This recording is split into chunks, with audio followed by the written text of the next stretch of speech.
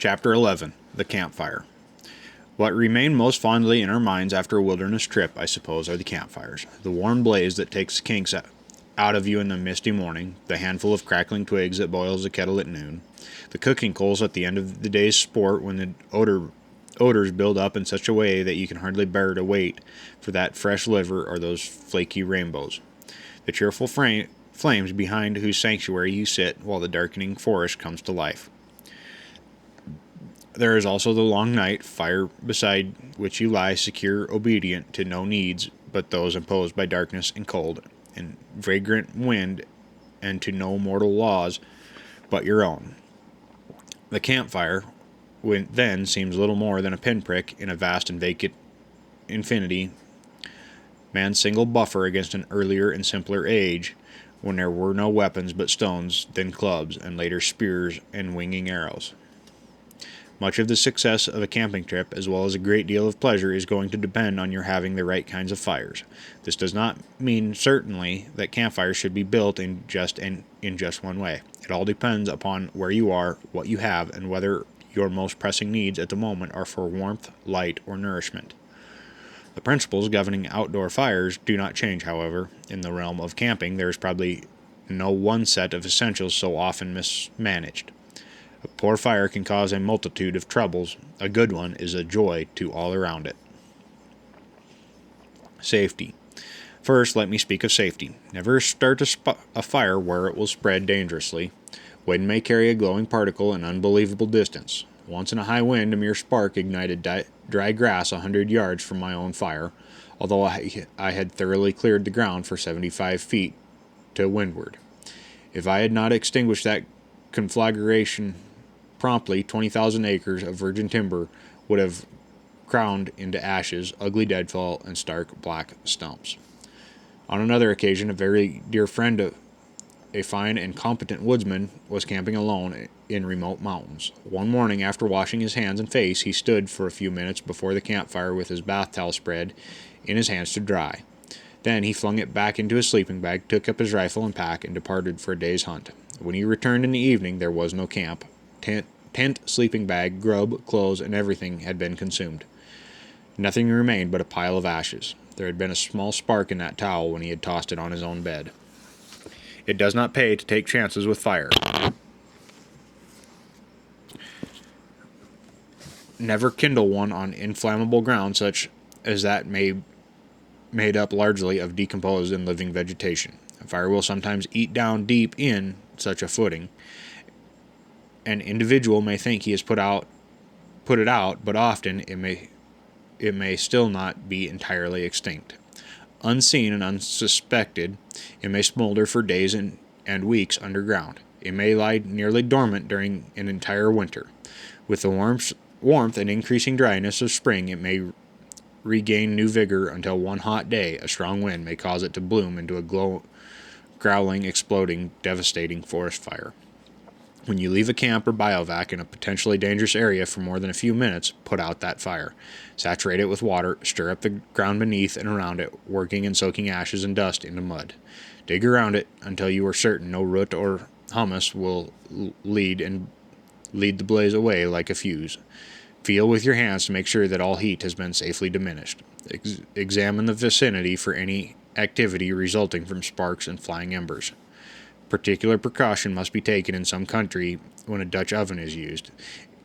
In a few areas, especially during dry seasons, this shallow kettle with its rimmed cover should not be used at all, except when you remain on the spot. Make sure in any event, wherever fire can be a menace, that the oven is buried in mineral soil and that no combustible material of any sort, be it roots or decaying forest litter, is near enough to be started smoldering. Test of a woodsman. A woodsman is known by the time it takes him to build his fire with whatever wilderness materials there may be at hand. If birch grows in your locality, the very best kindling is birch bark. Enough shreds of this can be pulled off by hand so that ordinarily there is no need, even deep in the bush, to disfigure the tree. In evergreen country, you need never have difficulty in starting a blaze in any kind of weather. A fairly tight handful of the dead resinous twigs that abound in the lower parts of all conifers will burst readily into flame at the touch of a mat. The only exception you'll occasionally run across occurs in damp, cold weather. Then, freezing moisture sometimes forms light sheaths of ice over the forest. When this happens, the solution still remains simple. You have only to expose the dry, oily interiors of the dead branches. Shavings from pitch pine light very easily, so do shavings from any dead wood you find adhering to standing evergreens. If no softwood is about, look for dead wood on other trees. If you do have to use fallen litter for kindling, be sure that what you choose is firm and dry. Fuzz sticks, when you need to bother with them, start a fire quickly. They are made by shaving down on a piece of wood again and again, not detaching the curls. These are commonly employed instead of paper incidentally to start stove fires in the backwoods. Light these fuzz sticks and all other kindling so that the flames will be able to eat upward into fresh fuel. Ordinarily, you will use dry materials to get the fire going. The job can also be done with live birch and live white ash. However, by splitting out kindling and making fuzz sticks. How fires burn. Although campfires can be made in numerous ways, the principle of conflagration remain the same. An understanding of these renders fire making under every practical circumstance a lot more easy. Firewood, for one thing, does not itself actually burn. A gas is driven from the wood by heat, is what actually flames. To be capable of this, the gas must first combine with the oxygen in the air. What we need for a campfire is therefore fuel that is sufficiently inflammable to give off combustible gases in sufficient quantity to be lit by the heat we are able to concentrate on it. The initial fire, in turn, must be hot enough and lasting enough to release and ignite more and more gas from progressively larger fuel. Starting the campfire. An easy way to go about building a campfire throughout much of this continent is first to get a few scraps of something exceedingly flammable. This may be a few wisps of birch bark, pile loosely over the shreds of bark something a trifle less combustible, such as small, dry evergreen twigs. Above this nucleus lean a few larger seasoned conifer stubs, also in wigwam fashion so that ample oxygen will reach all parts of the heap. Lay some dead hardwood. Then ignite the birch bark so that the flames will eat into the heart of the pile. The lighting should almost always be accomplished with a single match, even on those occasions when plenty of matches are at hand. The thus slowly acquired skill may, on some later day, mean the difference between a warmly comfortable camp and a chilly and miserable damp one. The ordinary long wooden matches are best. These must be held so that any draft reaching them will feed the fire down the wooden stem where it will be able to keep burning. This you will accomplish in whatever way seems best at the moment. You may face wind with your two hands cupped in front of the flaming match. You may stretch out between the breeze and the carefully heaped flammables so that your body will act as a shield. You may use your jacket or any other handy articles such as large sheets of bark to protect the first feeble flames. There is no time in any wooded area when a campfire cannot be built from materials at hand. You can always either find or make a sheltered nook. Even when a cold rain is freezing as it falls, shavings and kindling can be provided with a knife. If you don't have a knife, you can still shatter and splinter enough dead wood with which to kindle a blaze. If preferably birch bark is available, one sheet will form a dry base on which to arrange campfire makings, while another bark angled about and above these will keep off moisture until the fire is crackling. Matches. You will want a waterproof container kept filled with wooden matches whenever you are in the bush. This should be unbreakable so that even should you happen to slip in a stream, the matches will remain intact. This match case, which may well include some provision whereby it can be attached to the person or clothing, should be stowed where it will not be lost. In the North, we figure it is inexpensive insurance to carry a second filled container. Other matches may be conveniently distributed among the pockets where they will be readily available for ordinary use. Billing the kettle.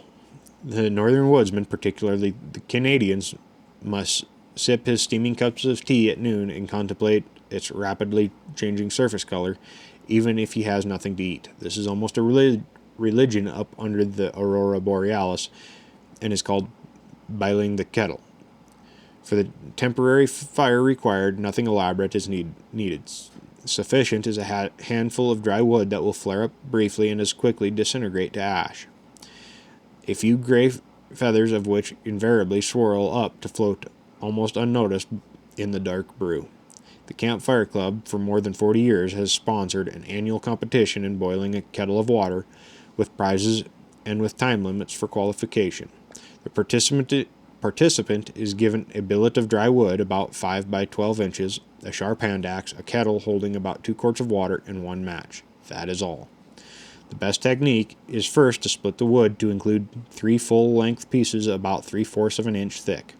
These 3 sticks are driven into the ground to form a triangle about 6 inches high upon which the kettle is set. The remainder of the wood is reduced to shavings and split kindling, which are placed under the kettle and ignited. If the competitor is experienced, he has picked up a small dry pebble on which to strike his match, and he kneels facing the wind. I know of no quicker way to boil tea water than this. Your woodsman is not so elaborate. He builds a fire in the easiest way he can, depending on what fuel there is at hand. He cuts a green pole several feet long. His tea stick he shoves into the ground so that one end extends over the center of the heat. He may adjust its height by propping it against a rock or chunk of wood. The kettle he hangs by its bail at the end of the tea stick. This container, incidentally, is very often a large enough tin can near whose rim opposite holes have been punched and a handle, perhaps a foot of light copper or snare wire, inserted. Cooking fire. If, in addition to heating water for tea, you want to fry some steaks and maybe boil up some nearby wild onions, one handy method that will do away with a lot of teetering and tipping is to dig or stamp a trench in the ground. This may be about 6 inches across, 6 inches deep, and 18 inches long. Place this trench lengthwise with the wind to assure a good draft, and in it build your fire. Kettle, skillet, and other utensils can then be steadied across it. The fire must have oxygen with which to burn, of course. If the kindling and other wood is packed too compactly, the result will be a smudge that will soon smoke out. You can sometimes help the blaze along by blowing on the flames or by fanning them. If the day is unusually quiet and fuel none too ardent, however, you will do better to build the ordinary sort of cooking fire above the ground. The long cooking fire. We like to have all the makings of our meals served at once: hot meat, vegetables, biscuits, and beverage. This means that for dinner, several receptacles and perhaps a reflector baker will be functioning all at once, with probably one cook to manage everything. A job of this sort is hard to control if you are using the ordinary round fire. More functional is a fire about 8 inches wide and 4 or 5 feet long. A cooking fire of this sort can be built between 2 fairly dry logs, some 4 to 6 inches in diameter. Let these be about 5 feet long. If they are raised an inch or so by stones or billets of wood, air will be able to circulate freely beneath them. Build your fire of longwood, placed between these 2 logs. Keep adding fuel, preferably split hardwood, and let it burn down until you have either a bed of coals or an enduring fire that does not blaze up over a foot high. It will then be ready for the victuals. In the meantime, cut 2 posts of green wood about 2 inches in diameter, each with a fork at the top. Drive these into the ground at either end of your 2 logs so that a green crosspiece laid between the crotches will extend above the center of the fire. Make pothooks for each kettle as shown in the sketch. If you are using a reflector baker, set it on the ground about a foot from the fire.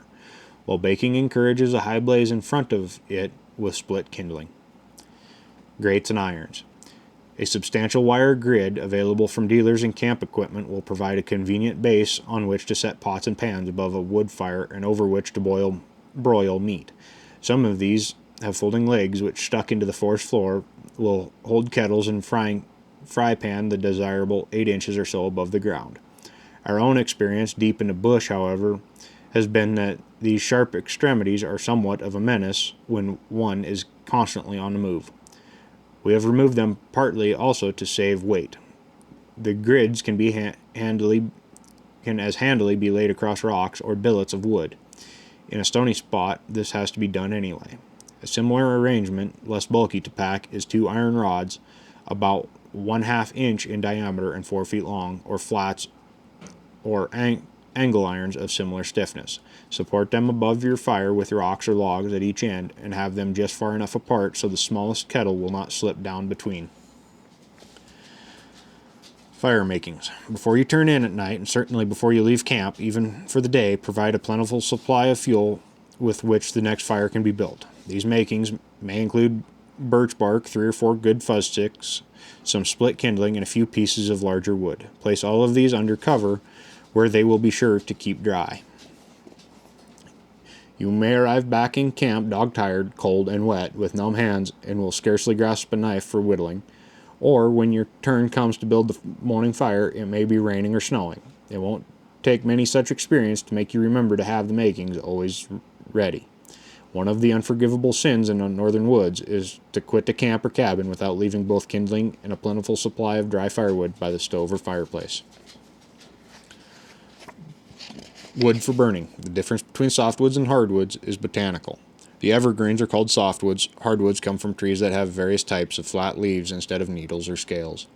Generally speaking, the resinous softwoods, when dry, make the quickest kindling. They flare up rapidly. They are smoky, however, quick to throw sparks, and not very long-lived. The seasoned hardwoods, as well as a few green hardwoods such as birch and ash, burn longer and more steadily. It is these that break up into the bright hot coals that furnish the even heat desirable for broiling and other such forms of cookery.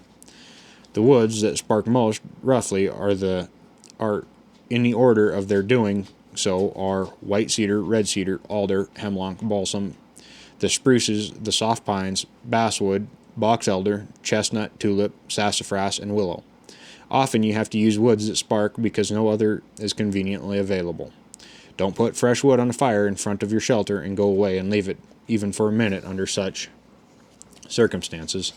Sparks don't often burn through heavy canvas, so if you have a pack cover or tarp, lay it over your sleeping bag.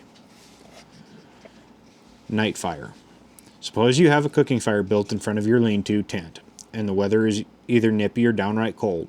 When the evening meal is over, take away the pot hooks and poles, drive a couple of stout posts about 10 inches behind the backlog of your present fire, slanting them a little backwards.